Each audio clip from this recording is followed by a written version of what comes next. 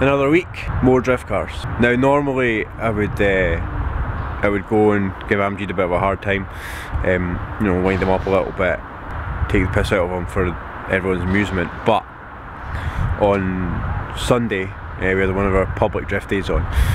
Amjad wasn't working, he was drifting his R32, which is over here, and unfortunately we think, well, I don't know, it's either the big end or the wee end. He's got an SR20 in this red car here. So yeah, I think he says it sounds like bottom end's away, so he's going to have to take crank out, do shells and stuff, so he's quite disappointed, so we're going to be nice to him this week for a change. So let's go and see what he's up to. What are you up to, Amjad? What are you doing this week? Just replacing an inlet boot on this and get a running mint because she's skidding on Friday. This is Rika. She was a drift experience customer who did 2 bronzes and then bought this car off a Ren, I think. Yep. And yeah, she's come drifting ever since. What else are you doing this week? I've got Darren Bartley's E36 coupe in. That's tore the diff bolts clean in half. Oh, is this the one with the interesting handbrake installation? Has that been rectified? So it's still there? Can we see it? Go and get your torch then. So that fed it through is the brake pipe running through the centre bearing of the prop shaft. Stop it. Get some help. So I think I've finally finished the welding on John's E36, so I just thought I'd like to see what it looks like from underneath. So obviously when we do the cage, there's always a bit of work to do underneath. So generally what I like to do is, once the 4 plates are tacked in place, is then clean the underside and remove all the factory sealer. You can kind of see this stuff here. It's really bad if it gets in the weld. So if you're penetrating well with the welder, which you should be, if you don't clean that off, it will end up in the weld pool, and it will end up with porosity in your welds. So yeah, clean underside. But then obviously that means that once all the welding's done, like now, you need to go ahead and prep all the floor and prime. You also see we've had to do some repairs in the back. You can see this section of floor has actually been damaged in the past. And I've also done some stitch welding on the rear edge where the floor meets the seat swab, just try and get a bit of strength back in, because obviously we've had to beat it back down into shape. Yeah, obviously the bungs have been welded up. This is the front feet. So once the car's had all the various stages of seal and chutes, we'll put the spreader plates in underneath there and bolt them in for the front legs. Obviously same on the other side, and the chassis rails that we did the other week. Getting there. So now I need to prep all of this with the big scary jaggy wheel for the grinder. Call it the Widowmaker because it's absolutely lethal, but it's really good for this purpose. So I'm going to do that, and then once all that's done, I can do all the sealing. Once the sealing's done, I can then apply a couple of coats of chutes just to protect it, and hopefully it will prevent it from getting rusty again. So yeah, we're getting there. Cage is pretty much in, so it's looking good. I've also been doing the Powerflex diff bushes, so I got them in yesterday, and the front diff bush, yeah, with the drilled out diff bolt. Generally we drill them out because they're quite bad for snapping, so if you drill them out, then if they snap you can replace them easy and quickly as well.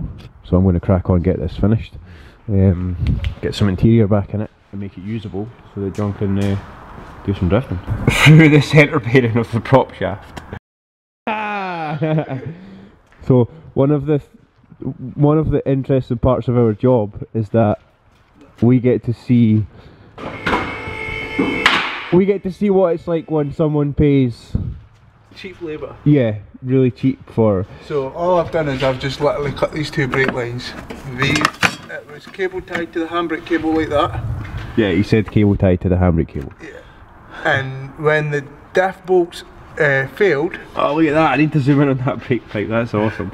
So when the diff bolts failed, the diff's been moving around and it's clattered that brake pipe there. The props caught the brake pipe, and then if you come along here, it's routed right along. Oh, now the tunnel. This is real good. Bring your light on this side so we can get a look at that. And so that fed it through. is the brake pipe running through the centre bearing of the prop shaft. So that's going to need rectified. And then it's been fed through a bolt hole up at the top. Oh yeah. So yeah, if you're considering getting some cheap drift modifications, bear in mind you get what you pay for, basically. Yeah, you could go somewhere else or you could come here and we'll do it properly. Right. Right. Show me one of your favourite tools. One of over here. Ah! I know what you're going to show me. There's a snap-on 3.8 battery gun. battery gun. Absolutely amazing. It's really good, eh? Yeah. Yeah. It's got like 3 ugga duggas on this. 3 ugga duggas. 3 ugga Let me duggas. see it, put it in. Well, this is nice. Not cheap though, eh? Nah. Another beautiful day at Driftland. John will be here probably in about half an hour to drive this, which says E36. So we've got the cage and stuff in, and then some mechanical repairs, just some general maintenance on the car.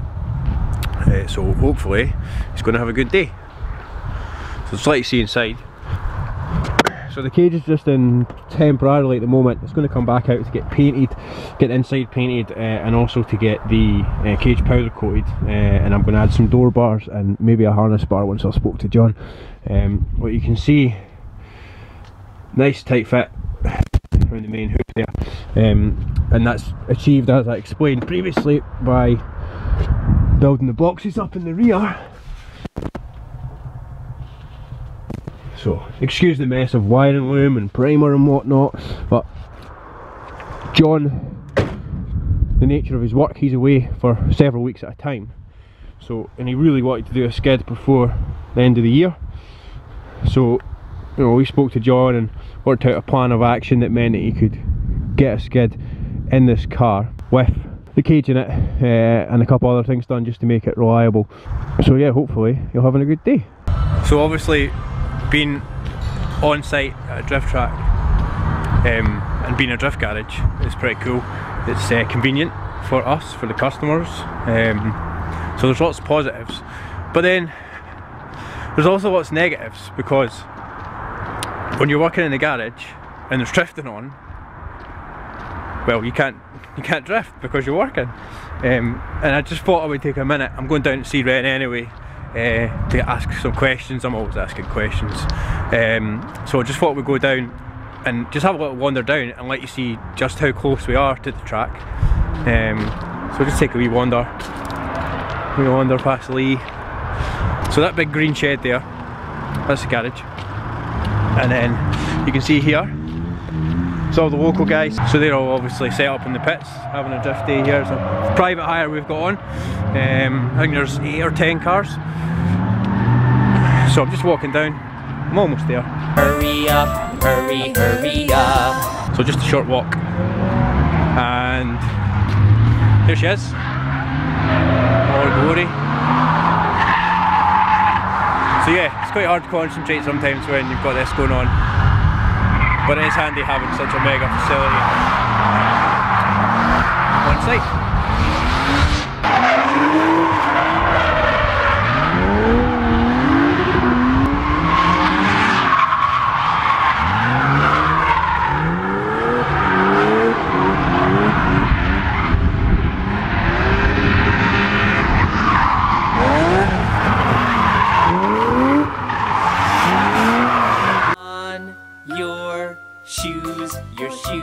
Your shoes. Put on your shoes, your shoes, your shoes.